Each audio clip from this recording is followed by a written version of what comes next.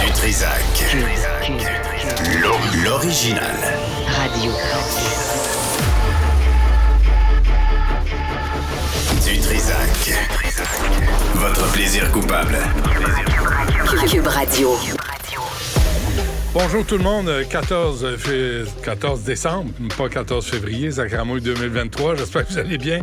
Vers midi, on aura une bonne nouvelle pour les femmes en situation d'itinérance et vers 13h, on va revenir, on va le faire aujourd'hui, sur ces réparateurs électriciens plombiers qui nous chargent 150 pièces juste pour se déplacer chez vous sans avoir même touché à une vis ou à un clou.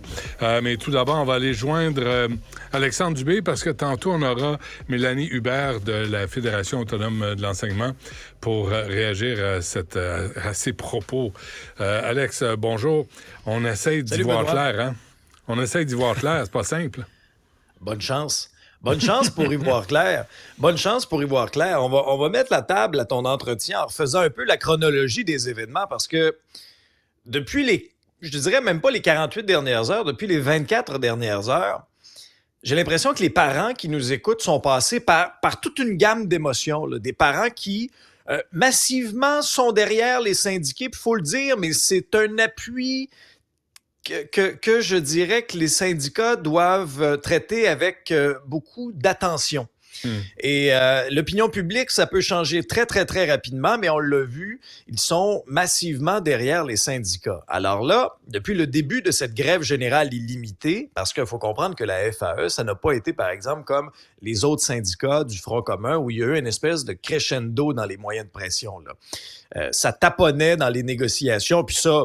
Il faut le dénoncer, là. Je veux dire, on attend à la dernière minute là, pour le gouvernement pour essayer de s'asseoir puis écouter les syndicats. Ça, il faut le dire. Et en passant, parenthèse, oui. Pour les infirmières aussi, pour la FIC aussi. Oui. C'est incroyable. C'est toujours la même chose. Là. Tu sais, on a passé à travers la pandémie, puis on a vu que les infirmières étaient à bout, étaient usées, puis heures supplémentaires obligatoires.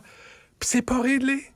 3 ans plus tard, le gouvernement Legault n'a pas daigné régler la question des infirmières. Vraiment pas fort.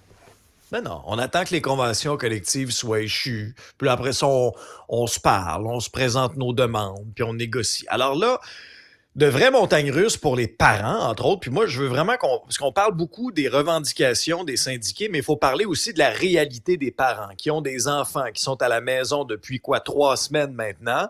On a manqué à peu près 10% de l'année scolaire. Certains de ces enfants-là ont des besoins particuliers.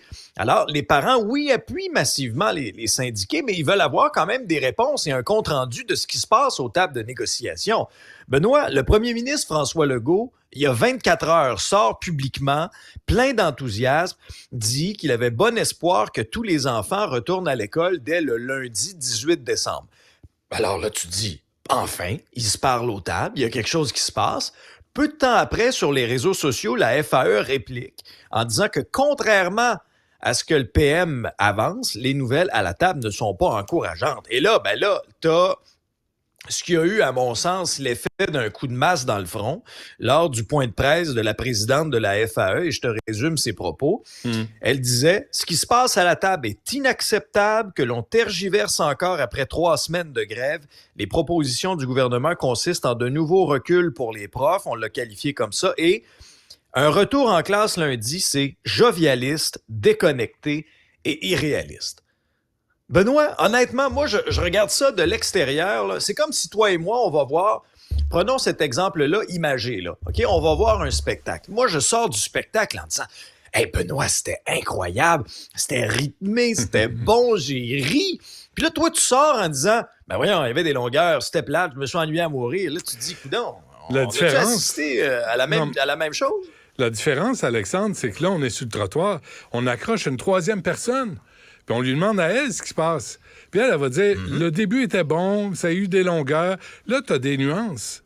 Fait que toi puis moi, on peut avoir une vision différente de la même situation, mais ça nous prend un arbitre, ça nous prend un observateur pour nous dire qui est de bonne foi, qui niaise avec le POC, qui manipule l'opinion publique.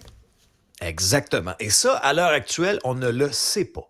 Combien de temps on négocie par jour? Est-ce qu'on négocie à tous les jours? Cette semaine-là, est-ce qu'on a négocié 12 heures par jour, lundi, mardi, mercredi, jeudi?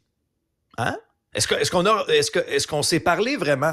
Alors, moi, il faut de part et d'autre là, qu'on nous donne leur juste. Et moi, je suis entièrement d'accord avec toi. Là. Je veux dire, en bout de ligne, ce sont les Québécois et les Québécoises, collectivement, qui allons payer pour ce rattrapage salarial-là qui est justifié, comprends-moi bien, là. Je suis le premier à le dire, il y a un rattrapage salarial à faire, mais il y a de l'amélioration à faire beaucoup au niveau des conditions de travail, au niveau de la composition de la classe. Ça, je le comprends, j'en suis conscient.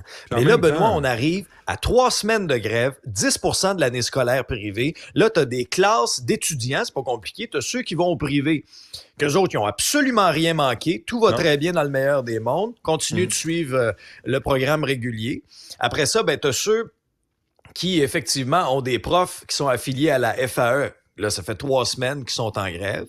Tu as ceux qui sont affiliés avec le Front commun. Quelques journées de grève ici et là, mais quand même, on vient de traverser une bonne séquence.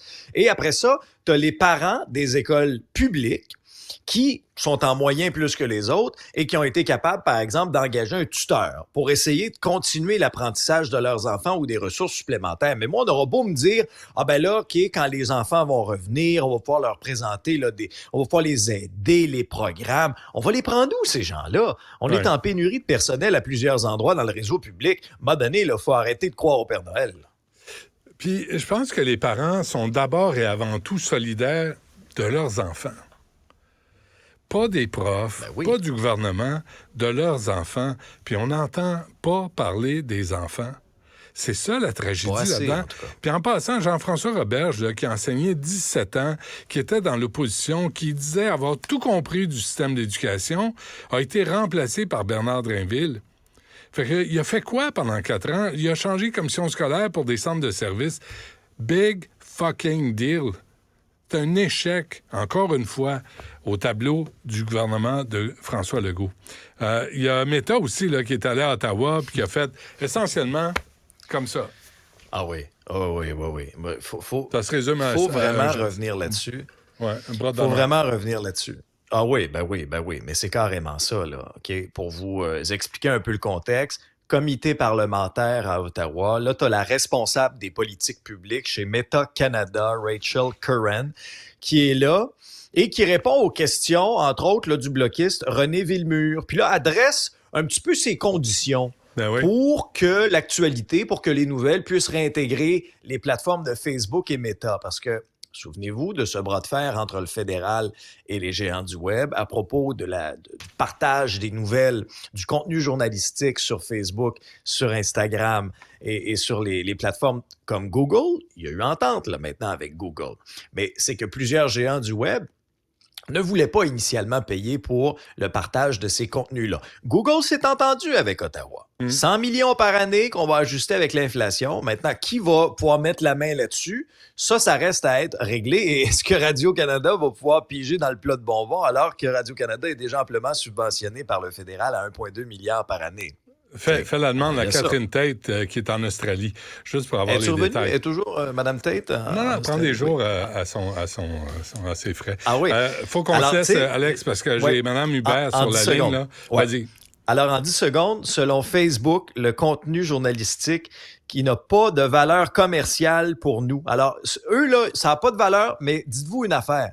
Si vous ne payez pas pour Facebook, c'est que c'est vous autres le produit. Okay? C'est vous autres le produit. Puis plus vous cliquez, plus vous partagez du contenu, puis ils s'en partagent du contenu dans les nouvelles.